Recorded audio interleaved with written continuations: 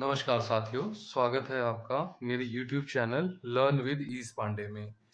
आज हम बात करेंगे सीपीयू के इंटरनल पार्ट की। आपने कई बार सीपीयू देखा होगा, लेकिन कभी उसके इंटरनल पार्ट नहीं देखे होंगे कि उस कैबिनेट के अंदर होता क्या है।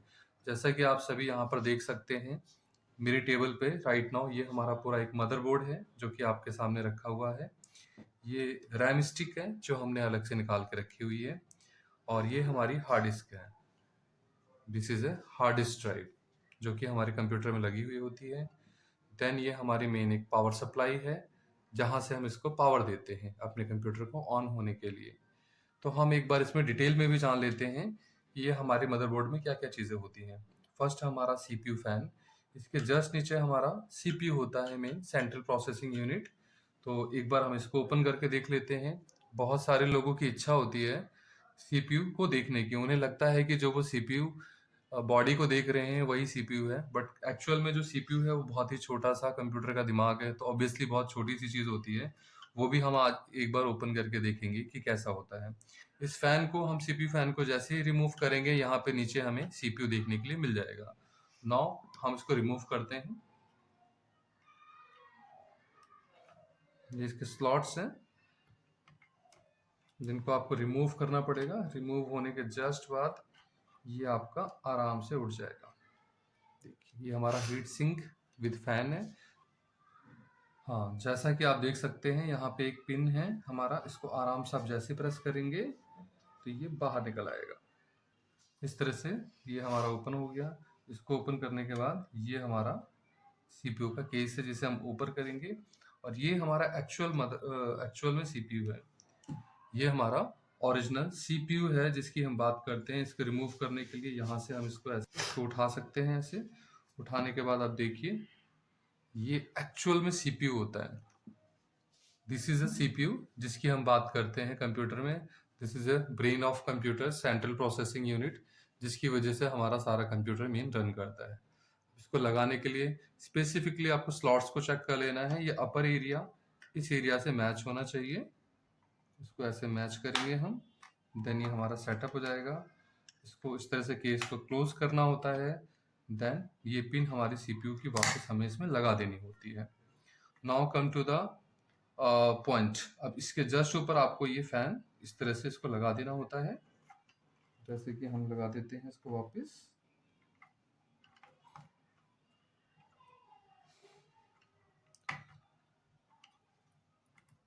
इसको फिट करने के बाद ये हमारा रैम स्टिक है। रैम स्टिक को हम इसके अंदर लगाएंगे। रैम स्टिक में आपको ये ध्यान देखना है कि रैम का ये जो कट है, ये रैम हमारा स्लॉट है जहाँ पे हमारी रैम लगेगी, इस कट से मैच होना चाहिए। तो हम इस तरह से देख लेते हैं कि कहाँ पे ये मैच हो रहा है। मैच होने के बाद इस साइड से ओपन हो जाएगा, इस साइड से ओपन हो जाएगा, देन इस तरह से इसको हम लगा देंगे। जैसे ही आप इसको प्रेस करेंगे आवाज आएगी हल्की सी, इधर भी प्रेस कर देते हैं, ये हल्की सी आवाज आएगी हमारी। देन इस तरह से हमारा ये रैम स्लॉट फिट हो गया। नाउ अगर हम इसको रॉन्ग साइड से लगाएंगे तो नहीं लगेगा। सपोज हमने इसको ओपन किया इस तरह से, अब इसको हम चाहते हैं कि इस तरह से लगाने की कोशिश करें,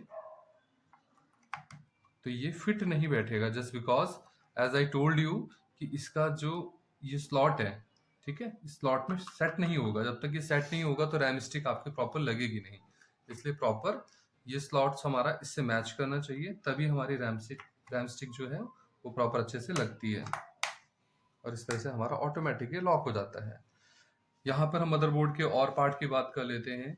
ये हमारा ग्राफिक्स कार्ड के लिए स्लॉट होता है। जैसे बहुत सारे बच्चे होते हैं जिनको गेम्स खेलने होते हैं, तो अपना ग्राफिक्स कार्ड उनको एनहेंस कराना होता है, तो उसके लिए यहाँ पे वो ग्राफिक्स कार्ड लगा सकते हैं। ये हमारे पास एक पुराने मॉडल का मदरबोर्ड बेसिकली हमने लिया हुआ है। जो नए आप मदरबोर्ड देखेंगे तो उसमें ये स्लॉट्स काफ़ी छोटे आते हैं, ठीक है। ये काफ़ी पुराना मॉडल है, इस वजह से यहाँ पे इसको यहाँ पे ग्राफिक्स स्लॉट आपको बहुत बड़े दिखेंगे। ये हमारा लैन के लिए या साउंड कार्ड के लिए होता है। कई बार मदरबोर्ड में दिक्कत आ जाती है, और ये जैसे कि आप देख सकते हैं पीछे यहाँ पे लैन स्लॉट होता है जो हमारा वर्क नहीं करता। तो इस केस में हम यहाँ पे एक्सटर्नल लैन कार्ड भी लगा सकते हैं, या सम टाइम मदरबोर्ड में कोई दिक्कत आ रही है, साउंड कार्ड हमारा काम नहीं कर रहा है, तो इसमें अलग से हम साउंड कार्ड भी लगा सकते हैं। ये हमारा साटा के स्लॉट होते हैं, इसमें जैसे हम हार्ड डिस्क को अटैच कर सकते हैं। तो 1, 2, 3 और 4 इस मदरबोर्ड में आपके 4 दिए हुए हैं, किसी में कम भी दिए होते हैं, और समटाइम्स जो आज के मॉडर्न बात करें उसमें बहुत ज़्यादा भी आते हैं, ठीक है। ये हमारा हीट सिंक है जो कि हमारे मदरबोर्ड को थोड़ा सा कूल रखता है। इसके अलावा एज यूजुअल यहाँ पे हमारे वीजीए पोर्ट होते हैं। मैं आपको थोड़ा सा और अच्छे से दिखा देता हूँ इसको। ये हमारा वीजीए पोर्ट हो गए, ये हमारा कीबोर्ड और माउस के लिए हो गए। इसी तरह से ये हमारे साउंड के लिए हो गए, जहाँ पे हम अपने हेडफोन्स वगैरह को लगा सकते हैं। ये हमारा लैन स्लॉट हो गया, जहाँ पे हम लैन कार्ड को लगा सकते हैं। और ये चारों ही हमारे यूएसबी स्लॉट है, जहाँ पर हम यूएसबी पेन ड्राइव्स को या वाईफाई कनेक्शन ब्लूटूथ डोंगल लगा के इनको आराम से कनेक्ट कर सकते हैं। जैसा कि मैंने आपको बताया, ये हमारी हार्ड डिस्क है। इस हार्ड डिस्क में भी देख लेते हैं एक बार। ये हमारा एक साटा पोर्ट है, ये हमारा पावर सप्लाई के लिए है। तो हमारा साटा पोर्ट कैसे कनेक्ट होता है हम देख लेते हैं। ये हमारी एक साटा केबल है, जैसा कि आप देख सकते हैं। ये एक साटा केबल है हमारी। इसका बेसिकली एक हिस्सा हमें लगाना होता है इसके अंदर, साटा पोर्ट के अंदर, जैसे देख रहे हैं आप लग चुकी है। इसका जो दूसरा हिस्सा होता है, ये हमारे 4 यूएसबी के लिए दिए हैं, आप किसी एक में भी कनेक्ट कर सकते हैं। नेक्स्ट है हमारा पावर सप्लाई। पावर सप्लाई के लिए जैसा कि आप देख सकते हैं, ये हमारे पास एक पावर सप्लाई रखी हुई है, ठीक है, जिसे हम एसएमपीएस भी बोलते हैं।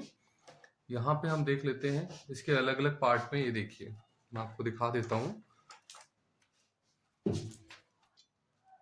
इस एसएमपीएस से बहुत सारे पावर की हमारी केबल्स लगी हुई हैं, जो कंप्यूटर्स के अलग अलग पार्ट को अलग अलग पावर सप्लाई करती हैं। इसमें एक ब्लैक कलर का ये देखेंगे, ये हमारी पावर सप्लाई जो है, ये हमारी हार्ड डिस्क के लिए होती है। इसको हम इस तरीके से कनेक्ट कर सकते हैं,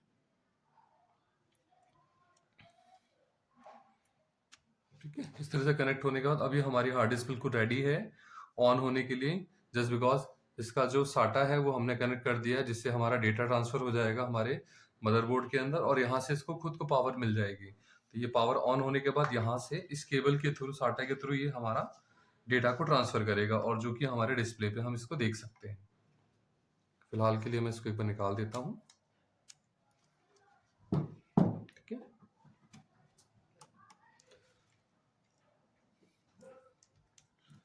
इसके अलावा ये देखिए, हमारा जो सीपीयू है, सीपीयू के लिए पावर यहाँ से मिलती है। ये सीपीयू के लिए पावर सप्लाई यहाँ पर दी हुई है।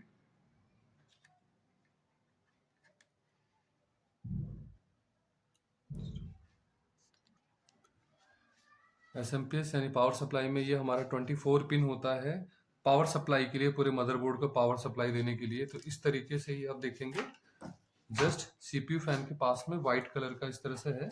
इसको हम यहाँ पे ऐसे सेट कर देते हैं, इसके थ्रू यहाँ पे हमें इसे पावर मिल जाएगी, ठीक है। तो एसएमपीएस के थ्रू हमारे मदरबोर्ड को पावर मिल चुकी है, और इसके थ्रू हम, जैसे कि मैंने आपको बताया, हार्ड डिस्क को हम पावर दे सकते हैं। तो ये कुछ बेसिक चीजें हैं जहां से हम इनको पावर देके स्टार्ट कर देते हैं। सीपीयू फैन को ऑलरेडी हमारे पावर मिल चुकी है। इतना सब कुछ कॉन्फ़िगर करने के बाद आप चाहें तो कंप्यूटर को ऑन कर सकते हैं। These are the basic thing जो आपको चाहिए होती हैं। हम आप एक्सपेंड करेंगे, वो भी DDR2, DDR3 या DDR4 ही होना चाहिए। उसकी फ्रीक्वेंसी भी लिखी हुई होती है, वो भी इस फ्रीक्वेंसी के बीच में ही होनी चाहिए। इससे ज़्यादा हाई फ्रीक्वेंसी की रैम है या लो फ्रीक्वेंसी, या इससे कम लो फ्रीक्वेंसी की रैम है, तो भी वो उसको सपोर्ट नहीं करेगा। तो इन चीज़ों का ध्यान रखेंगे तो हमारा आराम से ये ऑन हो जाएगा। जैसा कि आप सभी देख सकते हैं, हमने मदरबोर्ड के साथ में अपने सारे पार्ट को अटैच कर दिया है। ये हमारी हार्ड डिस्क है। यहाँ से हमने, जैसा आपको बताया था कि साटा हमने USB 1 में ऐड ऑन कर दिया है। ये हमारा SMPS है, जिसके थ्रू हमने यहाँ से एक पावर सप्लाई इसको दे दी है। ये 24 पिन पावर सप्लाई यहाँ पर आ चुकी है, और ये हमारा CPU फैन है, इसके लिए सप्लाई हम यहाँ पर दे चुके हैं। रैम स्टिक ऑलरेडी हम यहाँ पर लगा चुके हैं। अब क्योंकि हमारे पास पावर स्विच ऑन बटन नहीं है, ये हमारा पावर के लिए LED होती है। सो जैसा कि आप सभी जानते हैं, यहाँ पर हमारे पास पावर स्विच नहीं है, तो हम सॉर्टिंग मेथड का यूज़ करेंगे। सॉर्टिंग मेथड बेसिकली क्या है कि ये हमारा पावर के लिए है। यहाँ पे अगर हमारा होता, देख सकते हैं, ये हमारा CPU फन रन हो रहा है, और सामने हमारी डिस्प्ले भी आ गई है। हम अपने कैमरा मैन को बोलेंगे कि वो एक बार आपको डिस्प्ले भी शो कर दे। ये देखिए, ये हमारा डिस्प्ले भी आ चुका है। तो इस तरह से हमारा फाइनली रन हो चुका है, ठीक है। ये हमारा ऑन हो चुका है कंप्यूटर, और इस तरह से आप देख सकते हैं हमारे डेस्कटॉप के ऊपर, हमारे टेबल के ऊपर, मतलब बिल्कुल अच्छे से रन कर रहा है सिस्टम, कहीं कोई दिक्कत नहीं है। तो इस तरह से हमने असेंबल कर लिया है। बेसिकली यही एक असेंबली का काम होता है। फाइनली जैसा कि आप देख सकते हैं इसकी डिस्प्ले आ चुकी है। इसका मतलब है कि हमारे सारे पार्ट प्रॉपर अच्छे से वर्क कर रहे हैं। और ये हमारा बायोस की सेटिंग आ चुकी है। ये हमारी बायोस सेटिंग आ चुकी है, देख लीजिए, जहाँ पे हमारा बहुत अच्छे से वर्क कर रहा है। हमारे इसको ऑन करने में या वर्क करने में कहीं कोई भी प्रॉब्लम नहीं है। सो साथियों, thank you for watching my YouTube channel learn with Ish Pandey. आप सभी से रिक्वेस्ट है कि आप मेरा चैनल लाइक एंड सब्सक्राइब करें, सो दैट कि मेरी इन्फॉर्मेटिव जो वीडियोस हैं वो आप तक इसी तरह से पहुंचती रहें। Thank you so much.